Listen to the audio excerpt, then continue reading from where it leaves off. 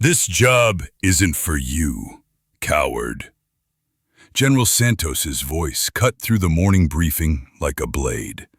Captain Derek Stone smirked from the front row as every eye in the room turned to Private Marcus Thompson, his face burning with shame. They'd given him that nickname after what happened in Kandahar, the day he froze when bullets started flying. Derek had been the first to whisper, "Yellow," behind his back, and now even the other soldiers snickered as Marcus walked out, head down and confidence shattered. But there was only one person who still believed in him, the general's beautiful daughter, Camila Santos. With her striking red hair and emerald eyes, that evening she traced Marcus's shadow against the stone wall, knowing he might never return from what was coming. If he didn't come back, at least she would have his silhouette forever. 7 soldiers were trapped behind enemy lines. Someone would have to volunteer for the most dangerous mission of the war. The question was simple. Who would step forward when death was almost certain? The ancient stone walls of Fort Martinez witnessed countless goodbyes, but none like this one. Camila Santos pressed her fingertip against the rough limestone, carefully tracing Marcus Thompson's shadow as the setting sun cast it perfectly against the weathered surface. "You don't have to do this," Marcus whispered, his voice barely audible over distant radio chatter. "My father doesn't know you like I do," Camila replied, her emerald eyes never leaving the wall. "He sees a soldier who froze under fire. I see a man who carries the weight of every life around him." Marcus watched her trace his silhouette, the curve of his shoulder, the line of his jaw. This felt like the most intimate moment they'd ever shared, not because of touch, but because of what it represented. The fear that this shadow might be all she'd have left. "Kandahar wasn't what they think," he said suddenly. "I didn't freeze because I was scared to die.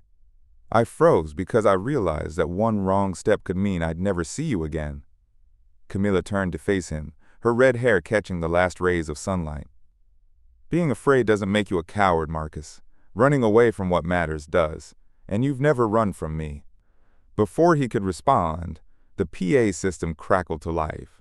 "All personnel report to the briefing room. Immediate assembly required." Emergency briefings at sunset meant only one thing: someone was in trouble. The briefing room buzzed with nervous energy as General Santos stood before a map of Helmand Province, red markers indicating enemy positions, and a blue circle marking something else entirely. At 1,400 hours today, a reconnaissance patrol was ambushed in Grid Square Charlie 7, Santos began. 7 men are trapped in a cave system behind enemy lines, with Taliban forces holding the high ground on all approaches. Marcus felt his stomach drop. Derek Stone leaned forward in his chair, excitement obvious in his eyes. "The terrain is impassable for vehicles. Helicopter extraction is impossible due to enemy SAM sites. This is a foot mission through hostile territory with minimal support." Santos scanned the room. "I need a volunteer." Derek's hand shot up immediately. "Sir, I volunteer for the mission." A murmur of approval rippled through the room. Derek Stone was everything the Army wanted: 6 feet of muscle, a chest full of commendations, and confidence that made other soldiers want to follow him. Santos nodded. "Captain Stone, you have the most experience. The mission is yours. You leave at 0200 hours. As the briefing dispersed, Marcus caught Camila's eyes across the crowd. He saw something there that made his heart race. Not love, not fear, but desperate hope that maybe things would work out differently than everyone expected. Captain Derek Stone had always believed in his own legend. As he moved through the Afghan mountains at 0200 hours, his confidence was as solid as the rock beneath his boots. But the mountains had a way of humbling even the most confident men. Derek's first mistake was trusting his equipment over his instincts. When the ground gave way beneath him, sending him tumbling down a rocky slope, he felt his ankle twist with a sickening pop. His second mistake was not turning back immediately. Pride was a luxury combat couldn't afford. Instead of acknowledging his injury, he pressed forward, convincing himself he could work through the pain. When he finally reached the objective point and saw the Taliban fortress, Derek realized his third mistake. He had underestimated the enemy. The cave wasn't just defended, it was a death trap. Machine gun nests commanded every approach, sniper positions covered every angle, and the 7 trapped soldiers were bait in a carefully constructed ambush. Derek keyed his radio, breaking mission silence. "Base, this is Stone. Enemy strength is at least 3 times our estimates. Multiple machine gun positions, organized sniper fire. This isn't a rescue mission. It's a fortress assault." "Can you complete the mission, Captain?" Santos's voice crackled back. Derek looked at his swollen ankle, then at the impossible terrain ahead. For the first time in his career, he was about to say words that felt like swallowing glass. "Negative, sir. I need immediate extraction and a full assault team." The base was in chaos when Derek Stone limped through the gates at 0800 hours, supported by 2 Marines. His ankle was severely sprained, his face cut, and his pride buried somewhere in the Afghan mountains. General Santos was waiting in the medical tent, his face stone, but his eyes betraying disappointment. 7 soldiers were still out there, the Taliban knew they were coming, and his best operator was out of commission. "Sir?" a voice said from the tent entrance. "Permission to speak?" Santos turned to see Private Marcus Thompson standing at attention. Behind him, half the platoon had gathered, their faces showing curiosity and skepticism. "What is it, Thompson?" Marcus stepped forward. "Sir, I volunteer for the mission."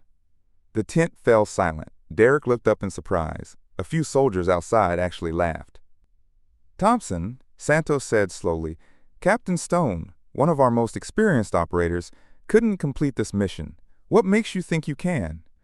Marcus had been asking himself the same question. What made him think he could succeed where the Golden Boy had failed?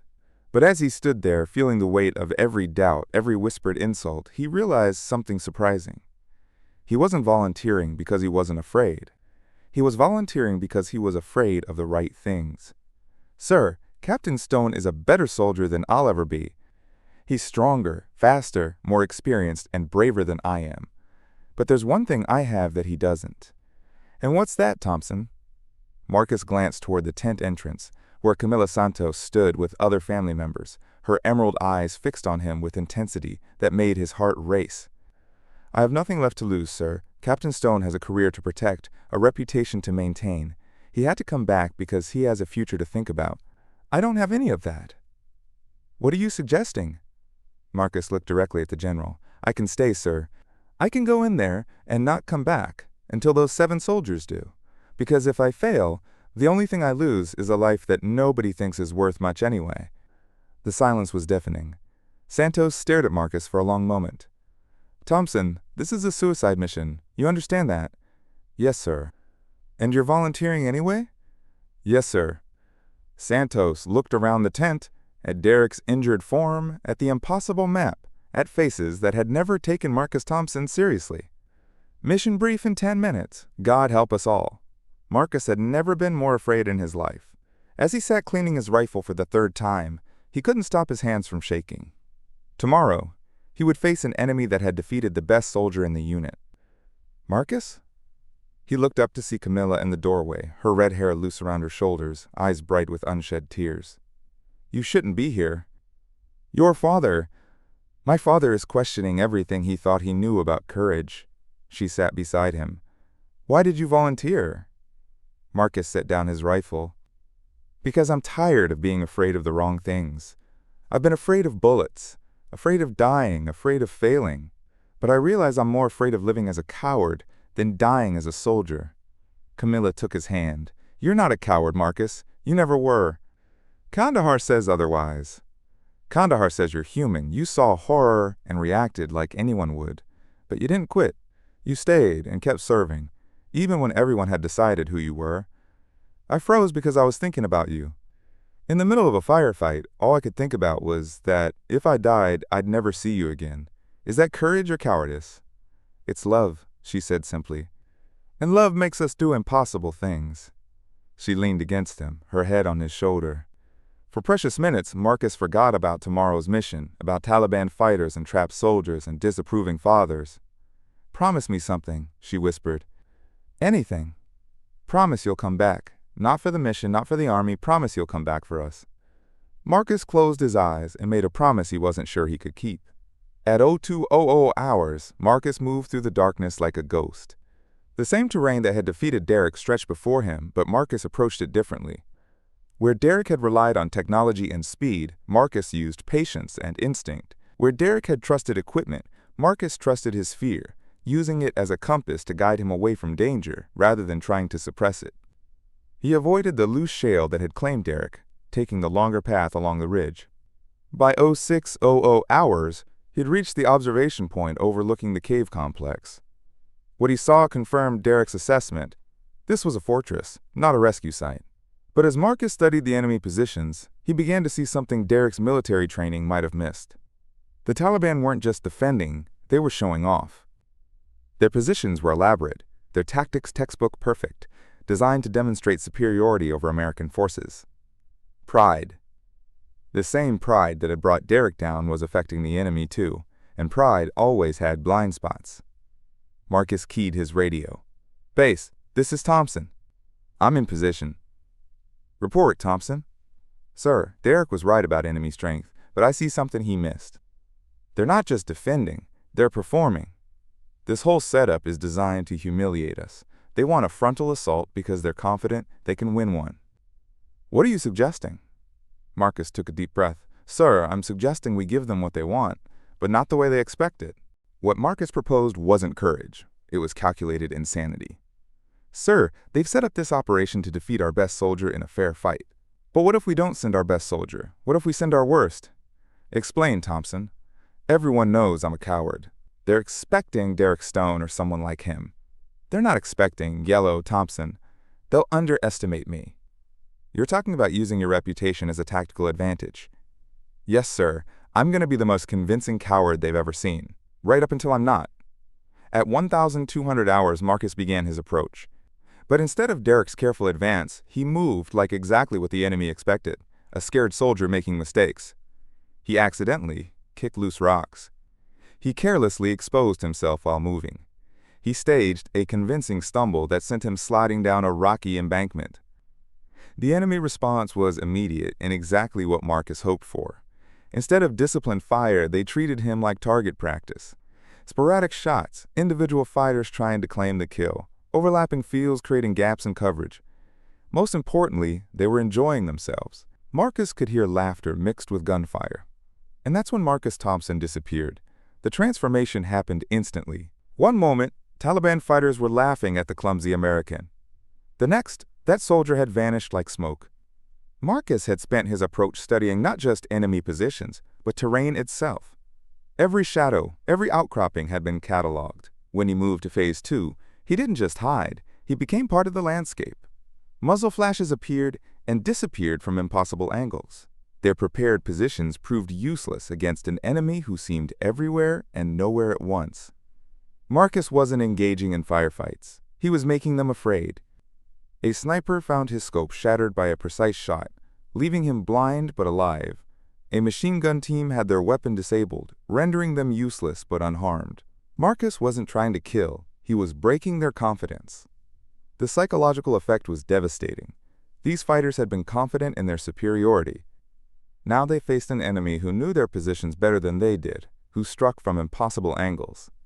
But Marcus knew he couldn't keep this up forever.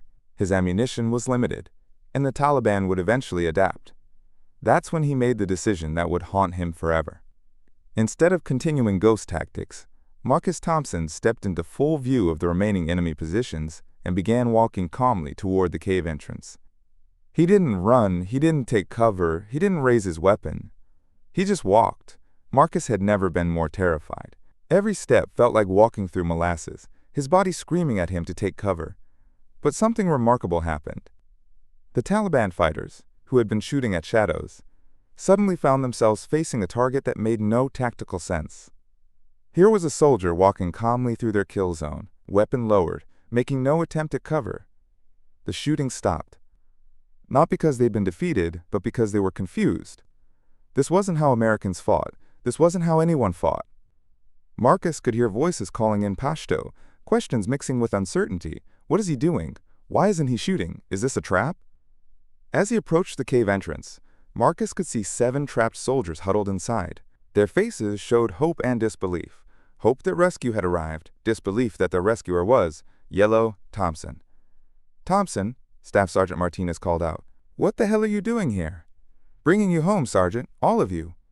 "Where's the rest of the team?" "I am the team." Now let's get you out before they figure out what I'm doing."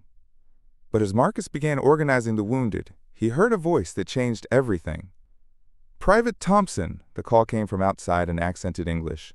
"I am Commander Hakim. We need to talk." "What do you want?" Marcus called back. "You have impressed us today, American. Your tactics are unusual. We wish to make you an offer." "We know who you are, Private Thompson. We know they call you Yellow. But today you have fought like a ghost. We respect this. Take your wounded and go. We will not pursue. But you must leave now, and you must go alone." The cave fell silent. Marcus stared at the entrance, processing what he'd heard. The Taliban were offering him a free pass. Safe extraction, no pursuit, no further combat. Everything he'd hoped for when he volunteered. There was just one problem. Accepting this offer would prove, once and for all, that he really was the coward everyone believed him to be. "Thompson," Martinez whispered urgently, "take the deal. Get us out of here."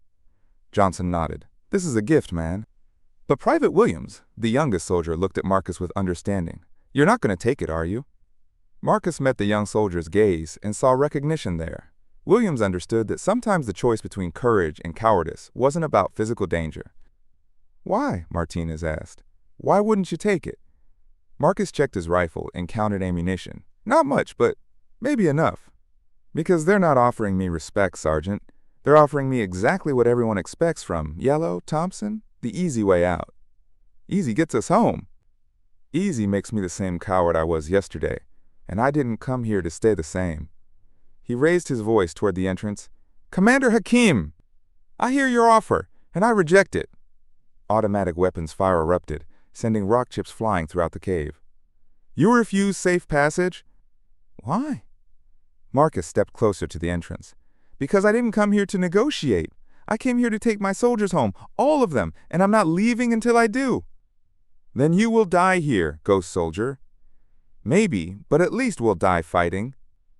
The gunfire that followed was concentrated, professional firepower, designed to turn the cave entrance into a killing field. But Marcus Thompson was no longer the man who had frozen at Kandahar. As bullets screamed past, he felt absolute clarity.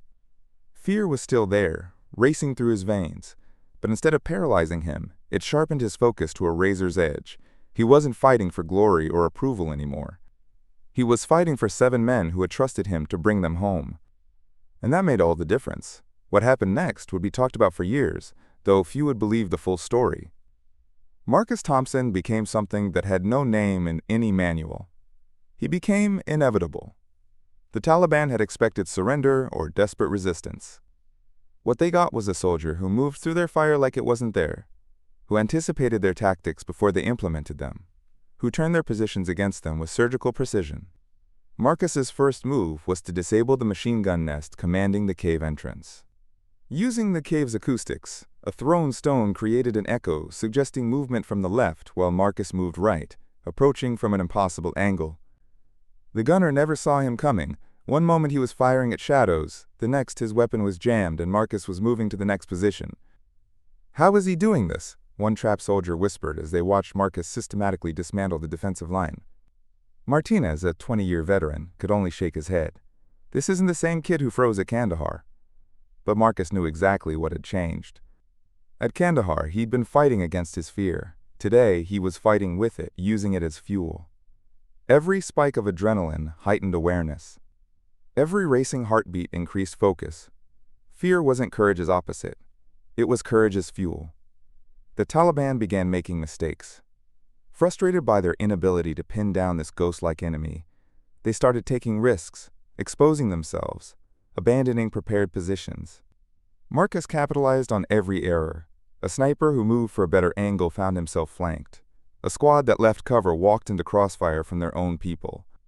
But Marcus was fighting time as much as the enemy. Ammunition was running low, exhaustion setting in, reinforcements could arrive any moment. That's when he made the decision that would either save them all or kill them all. Instead of continuing to pick apart positions piece by piece, Marcus stepped out of cover and began advancing directly toward the largest concentration of enemy fighters. He wasn't charging recklessly. He was walking forward with calm determination, his rifle firing with methodical precision.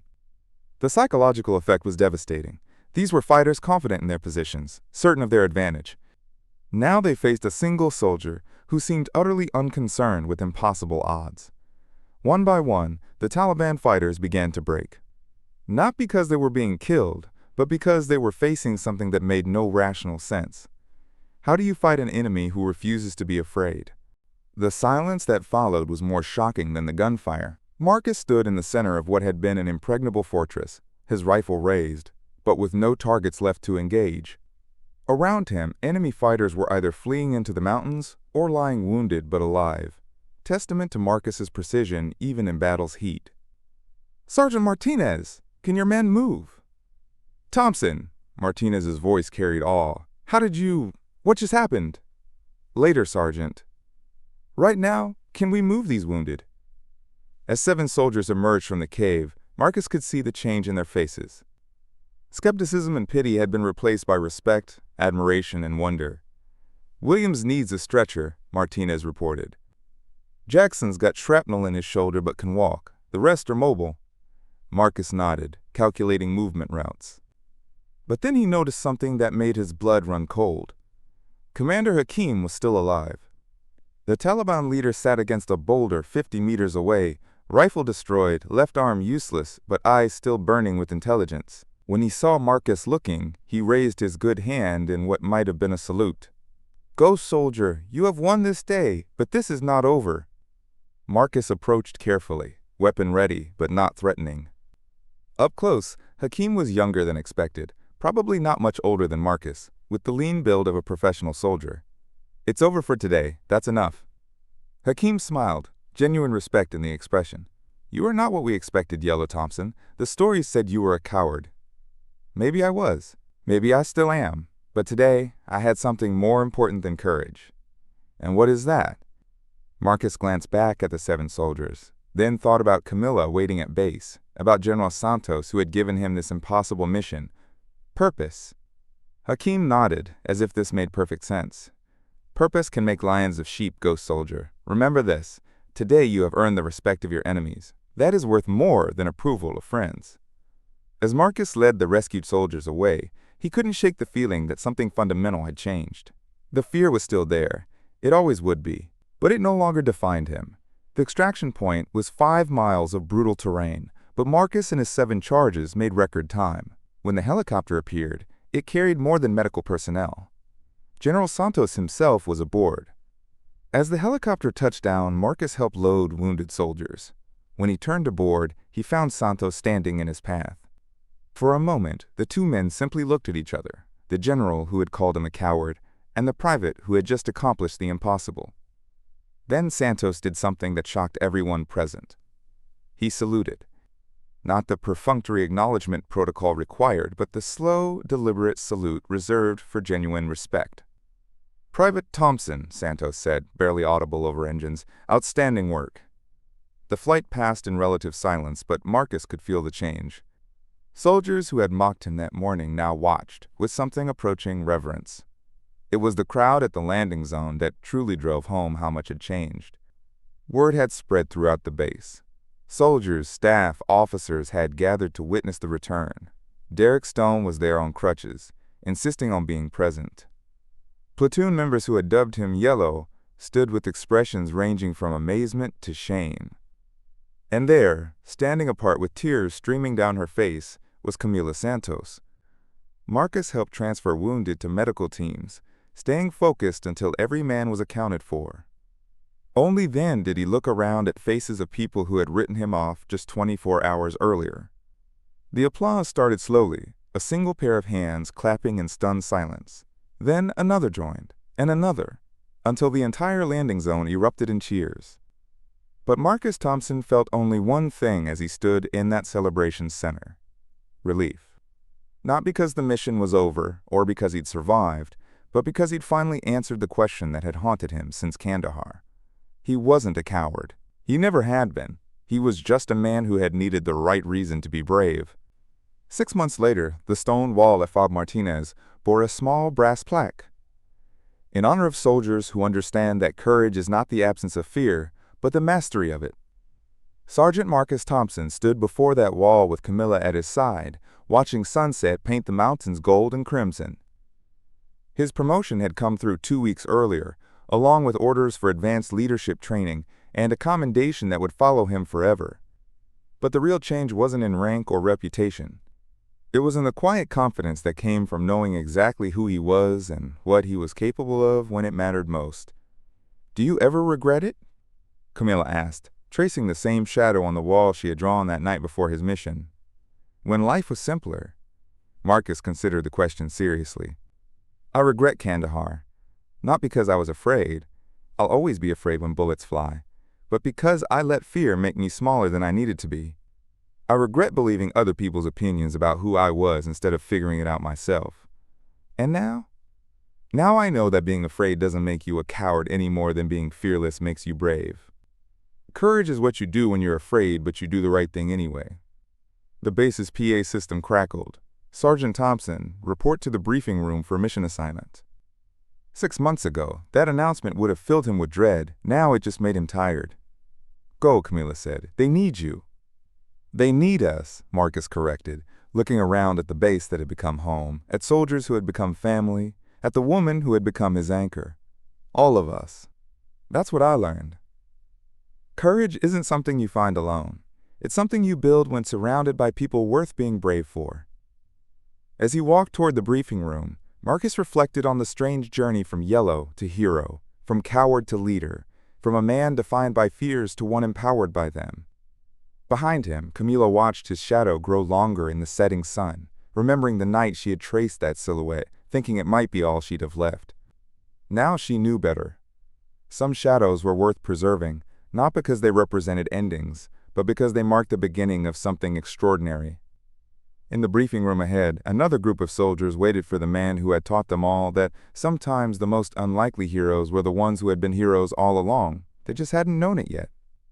The legend of Marcus Thompson would be told and retold for years to come, but those who knew him best understood the real story wasn't about a coward becoming brave.